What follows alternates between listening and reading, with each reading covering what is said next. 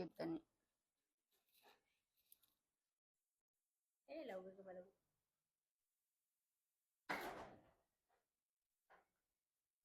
Hi friends, எல்லாரும் எப்படி இருக்கீங்க?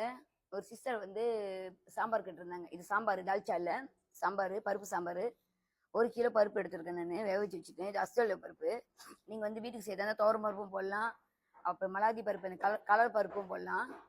துவரம் பருப்பும் போட்டு வச்சா நல்லாயிருக்கும், அஸ்டல் பருப்பும் நல்லாயிருக்கும். அப்படி இல்லையா, அஸ்டல் பருப்பு 1.5 கோவலை, துவரம் பருப்பு 1.5 கோவலை. இந்த பால்டீன் கோவலை இருக்குல்ல, பால்டீன் கோவலை, அதில் வந்து சின்ன பால்டீன் இருக்கும், அதில் வந்து நீங்கள் 1.5 கோவலை கூட போட்டுக்கலாம்.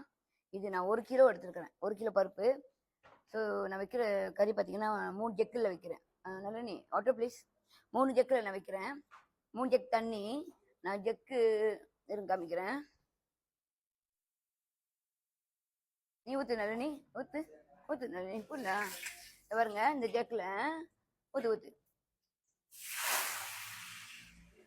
3 ஜக் தண்ணி ஊற்றிருக்கேன். நீங்கள் வந்து வீட்டுக்கு வைக்கிறேன் இவ்வளோ வேண்டாம்ல, அதனால நீங்கள் 1.5 ஜக் தண்ணிக்கு நான் கொடுத்த அளவை பாதி ஆக்கிக்குங்க. 1.5 ஜக் தண்ணி. நீங்கள் வீட்டில் கொஞ்சமாக வைக்கிறதா இருந்தால் கொஞ்சமாக 1/2 கிலோ பருப்பு போடுங்க. 1/2 கிலோ பருப்புக்கு வந்து 1 கிலோக்கு வந்து 3.5 கோலை கிடைக்கும், 1/2 கிலோக்கு வந்து 1.5 கொஞ்சம் கூட கிடைக்கும். ஸோ நான் போகிற ஜாமாவை நீங்கள் கொஞ்சம் கொஞ்சமாக போட்டுக்குங்க. அளவு எடுத்துக்கிட்டு போட்டிங்கன்னா அடுத்த வாட்டி உங்களுக்கு ஈஸியாக இருக்கும். இல்லை நல்லி அங்கே வச்சு ஜக் வேணும் எனக்கு. ஓகே, பருப்பு போட்டா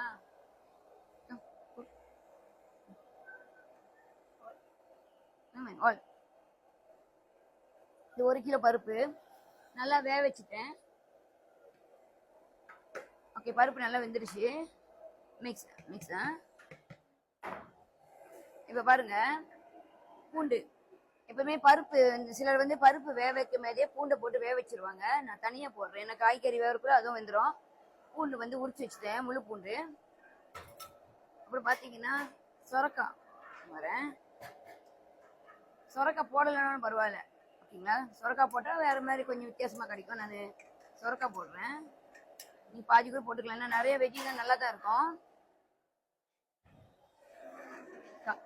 அப்புறம் பார்த்தீங்கன்னா காய்கறி எல்லாம் கலந்து வச்சிருக்கிறேன். உருளைக்கிழங்கு, கத்திரிக்காய், கேரட்டு. உருளைக்கிழங்கு, கத்திரிக்காய், கேரட்டு.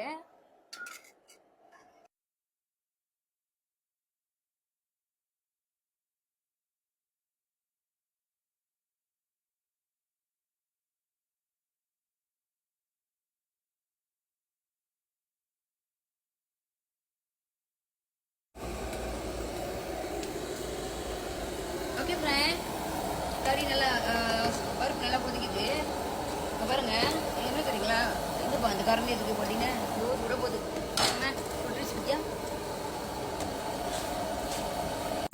ஓகே ஃப்ரெண்ட், இது பார்த்தீங்கன்னா என்னன்னா பாபாஸ் பட்டை மிளகா தூள். ஒரு கரண்டி எடுத்துக்கோங்க பாபாஸோட. நீங்கள் எந்த தூள் பாய்க்கன்னு தெரியாது, நான் பாபாஸ் பாய்க்கிறேன். பட்டை மிளகா தூள் 1 கரண்டி. இறச்சிக்கறி தூள் ஒரு 1/2 கரண்டி தான் எடுத்துருக்கேன். இறச்சிக்கறி தூள்.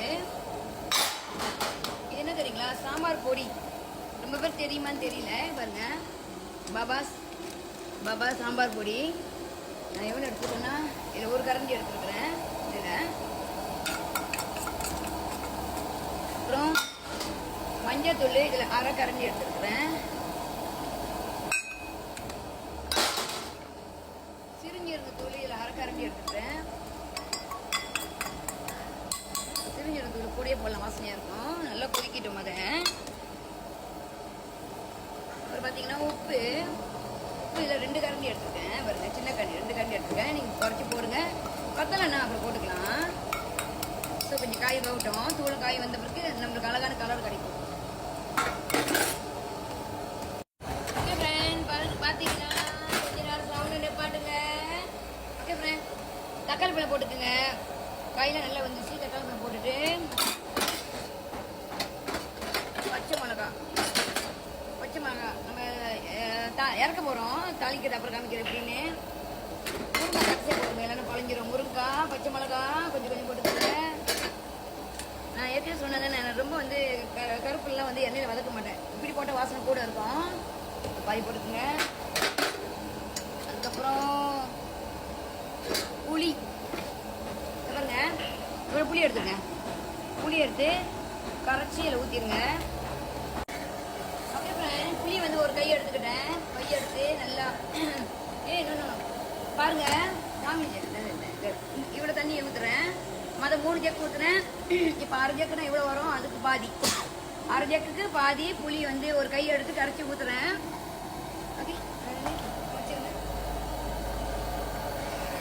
பார்த்தீங்கன்னா நான் சாம்பார் தாளிக்கு போகிறேன். தாளிக்கிறது அப்படி காமிக்கிறேன். நீங்கள் பார்த்தீங்கன்னா கொஞ்சம் கடுகு தாளிப்பு எடுத்துக்கோங்க. ஒரு பவுல் வெங்காயம் எடுத்துக்கோங்க. இது வந்து தாளிக்கு போகிற சாம்பார். அப்புறம் பார்த்தீங்கன்னா கொஞ்சோண்டு பட்டை மிளகா,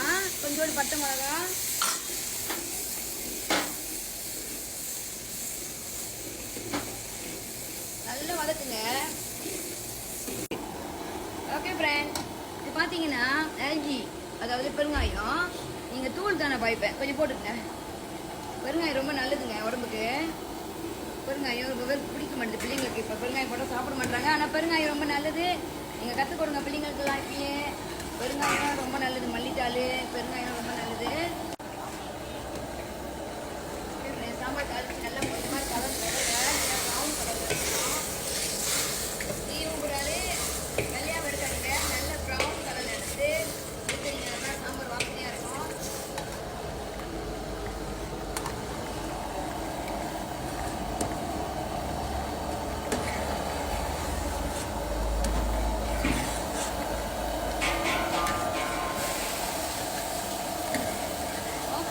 சாம்பார் ரெடி. இங்கே பாருங்க,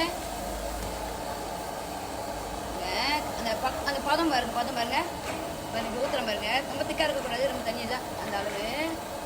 ஓகே, சாம்பார் ரெடி. யசோரா ராஜேஷ், ரொம்ப நன்றி, வணக்கம்.